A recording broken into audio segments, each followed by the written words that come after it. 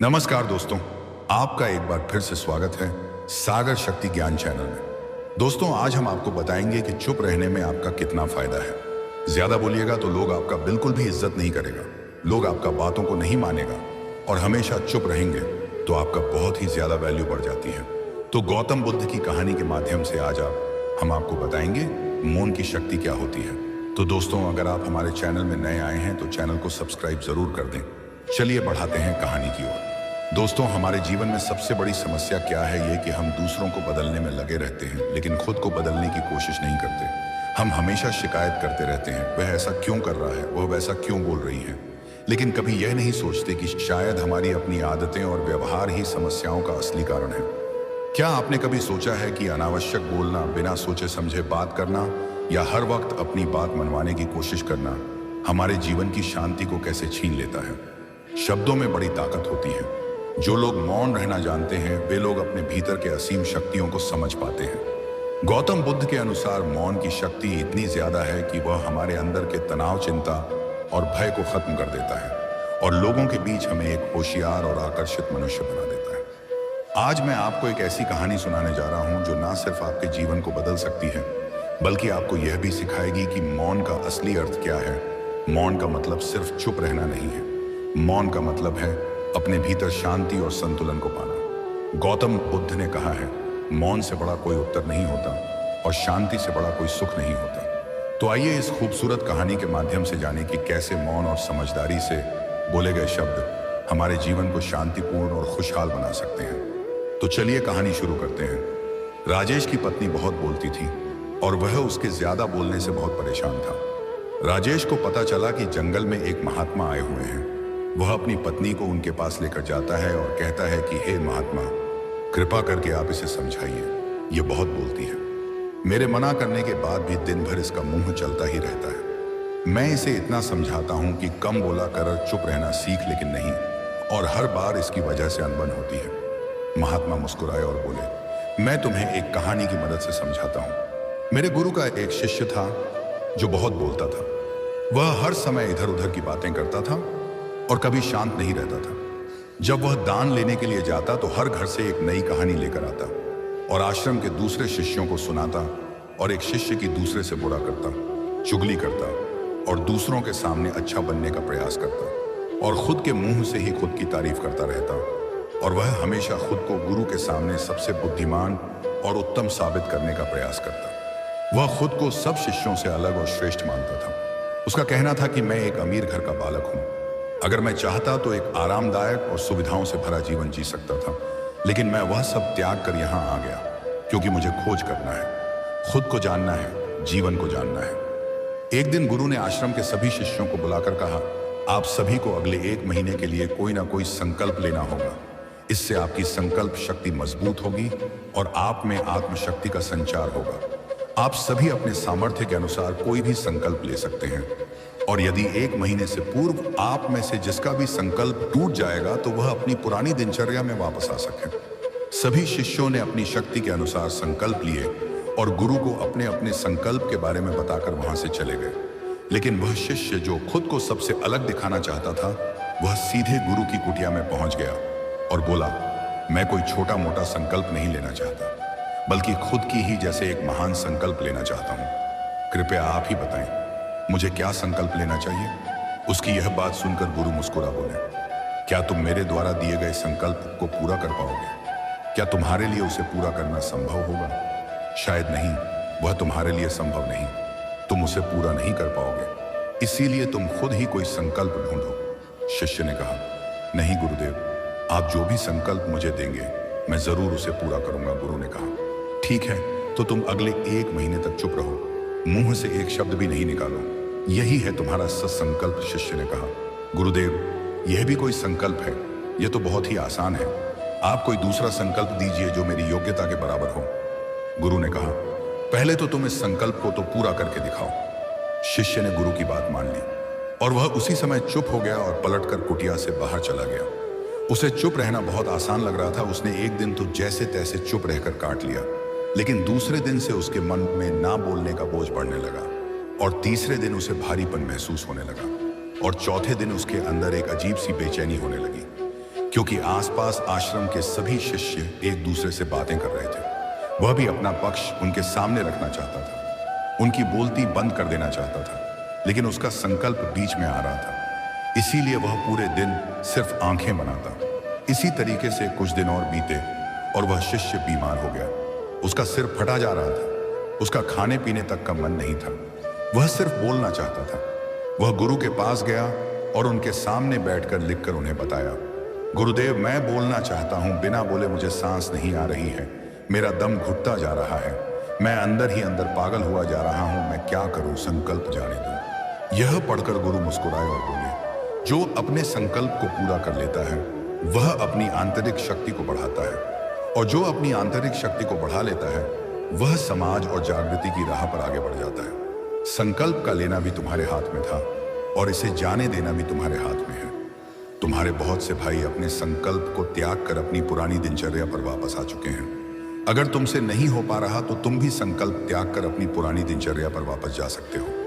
लेकिन याद रहे, अगर आज तुम इस छोटे से संकल्प को नहीं संभाल पा रहे तो तुम अपनी बाकी की पूरी जिंदगी को कैसे संभाल सकोगे। बाकी फैसला पूरी तरह से तुम्हारे हाथों में है। गुरु की यह बात उस शिष्य के दिल में चोट कर गई। वह बिना कुछ बोले वहां से वापस चला गया और खुद को अपनी कुटिया में बंद करके केवल अपने जरूरी कामों के लिए ही कुटिया से बाहर निकलता।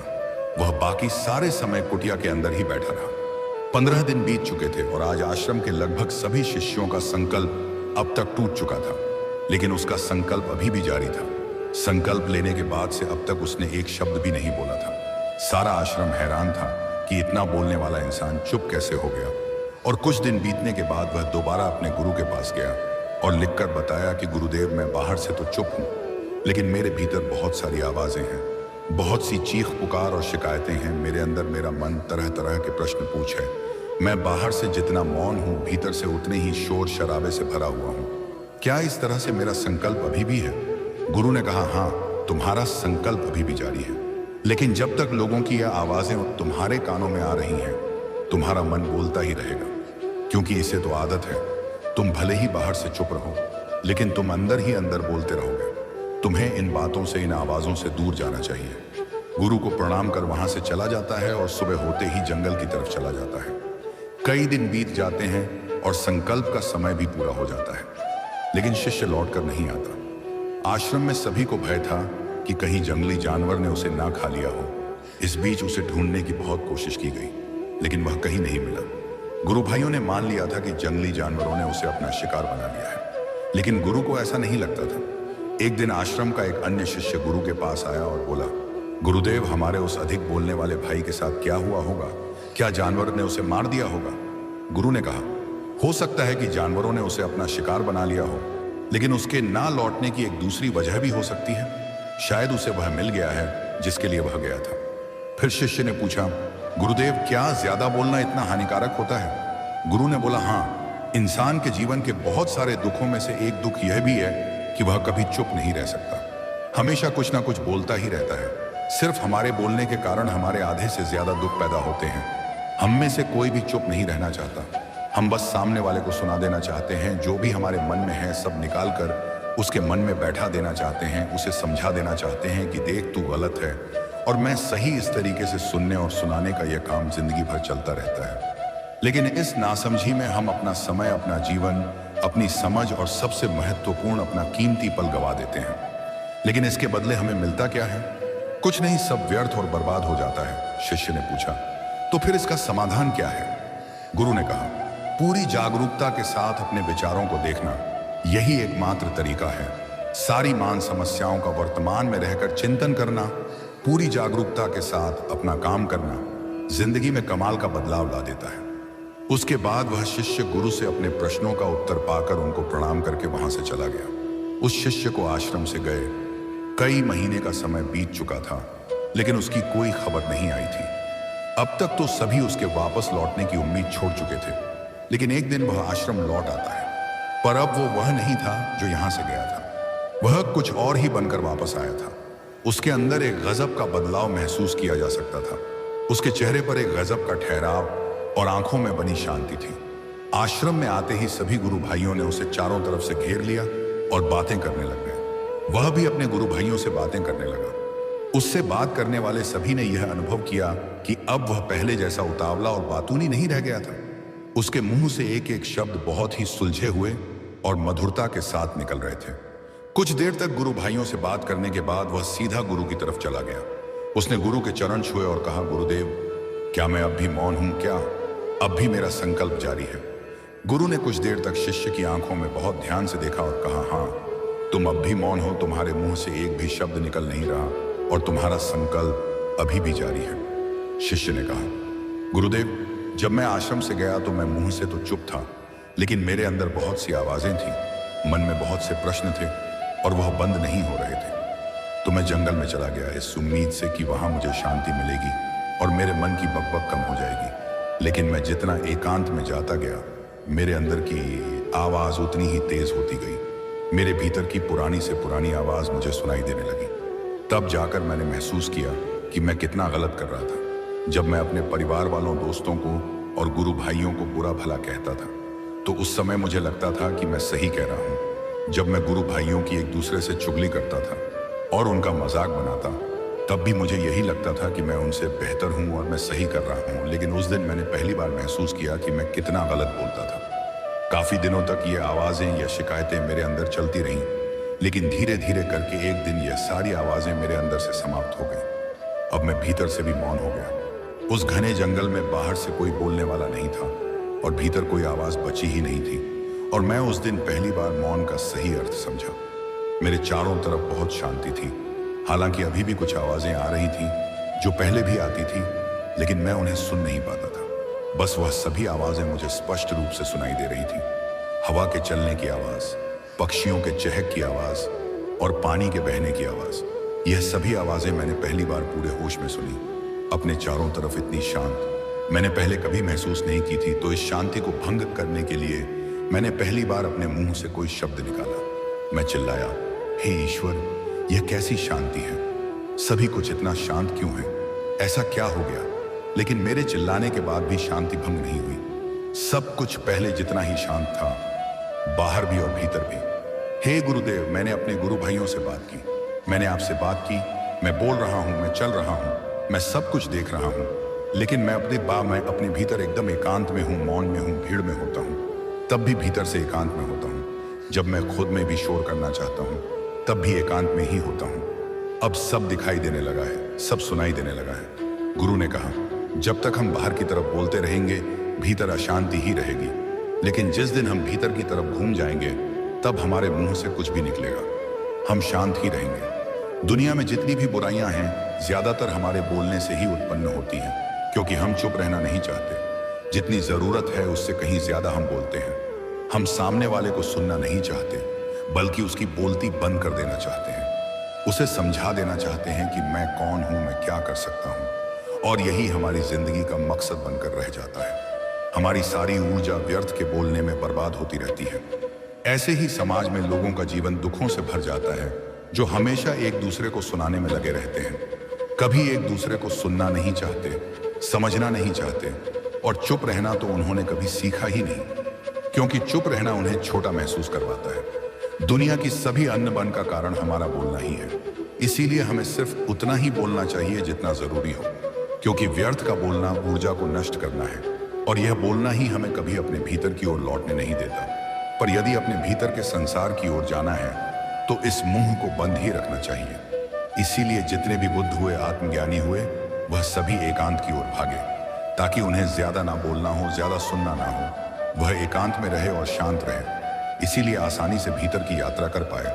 लेकिन अगर कोई चाहे तो इस संसार में रहकर भी एकांत में रह सकता है, शांत रह सकता है, लेकिन इसके लिए उन्हें अपनी ऊर्जा बचानी होगी, जिसे वह अब तक अपने व्यर्थ के शब्दों में बर्बाद कर रहे थे। महात्मा ने राजेश और उसकी पत्नी की ओर देखा और मुस्कुराते हुए कहा, राजेश, क्या तुमने इस कहानी को ठीक से समझा? इस कहानी का सार यह है कि हम अक्सर दूसरों को बदलने की कोशिश में लगे रहते हैं, लेकिन असली बदलाव तब होता है जब हम खुद को बदलते हैं। बोलना और चुप रहना केवल आदतें नहीं हैं, यह हमारे भीतर की शांति और संतुलन से जुड़ी है। राजेश बोला, महात्मा जी, मैं समझ गया कि ज्यादा बोलने की आदत केवल परेशानी ही पैदा करती है, लेकिन मेरी पत्नी को यह कैसे समझाए? महात्मा मुस्कुराए और राजेश की पत्नी की ओर देखते हुए बोले, बेटी, क्या तुम्हें पता है कि जो ज्यादा बोलता है उसकी बातों का असर कम हो जाता है। यह वैसे ही है जैसे अगर कोई व्यक्ति दिन भर किसी संगीत यंत्र को बजाए तो उसकी मधुरता खो जाती है, लेकिन यदि वह सही समय पर बजाए तो हर कोई उसकी सराहना करता है। राजेश की पत्नी थोड़ी झिझक हुए बोली, महात्मा जी, मैं भी समझती हूँ कि ज्यादा बोलने से झगड़े बढ़ते हैं, लेकिन कई बार मैं खुद को रोक नहीं पाता। मुझे क्या करना चाहिए? महात्मा ने उत्तर दिया, तुम्हें एक छोटी सी प्रैक्टिस करनी होगी। अगले 7 दिनों तक रोजाना 10 मिनट के लिए पूरी तरह मौन रहने का अभ्यास करो। इस दौरान कोई बात नहीं करनी है, बस अपने भीतर के विचारों को देखो। यह कठिन लगेगा, लेकिन इससे तुम्हें अपने मन को नियंत्रित करने में मदद मिलेगी।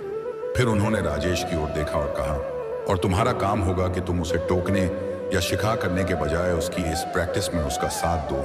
यदि वह भूल जाए तो उसे प्यार से याद दिलाना। राजेश और उसकी पत्नी ने महात्मा की बात मान ली। पहले दिन से ही पत्नी ने मौन का अभ्यास शुरू किया। शुरुआत में यह बहुत कठिन था।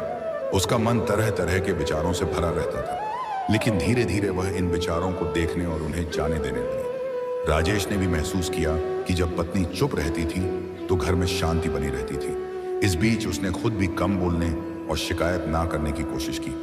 7वें दिन पत्नी ने महात्मा के पास जाकर कहा, महात्मा जी, यह अभ्यास कठिन था, लेकिन अब मुझे समझ आ गया कि मौन सिर्फ चुप रहना नहीं है, यह अपने भीतर की आवाज को सुनना और उसे शांत करना है।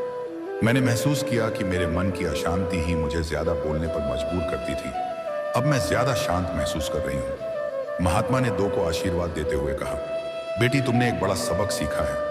मौन का अभ्यास करते रहो और हमेशा सोच समझ कर बोलो। याद रखो, शब्द तभी प्रभावी होते हैं जब वे समय और परिस्थिति के अनुसार बोले जाए।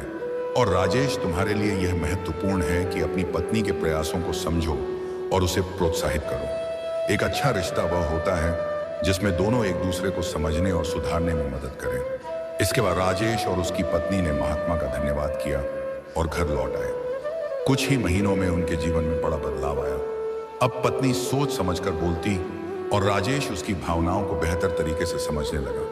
उनका घर अब शांति और समझदारी का घर बन गया। महात्मा की कहानी और उनकी सीख ने न केवल उनके रिश्ते को सुधारा, बल्कि उनके जीवन को भी नई दिशा दी। दोस्तों, इस कहानी से आपने क्या समझा? अपने विचारों को, अपने भावनाओं को एक कमेंट के माध्यम से जरूर बताएं। क्या पता आपके एक कमेंट से किसी का जीवन बदल जाए। तो चलिए दोस्तों, मिलते हैं ऐसी ही एक नई कहानी के साथ और एक नई सीख के साथ। अगर आपने हमारा चैनल को अभी भी सब्सक्राइब नहीं किया तो कृपया सब्सक्राइब कर दें। जय श्री कृष्णा, राधे राधे, धन्यवाद।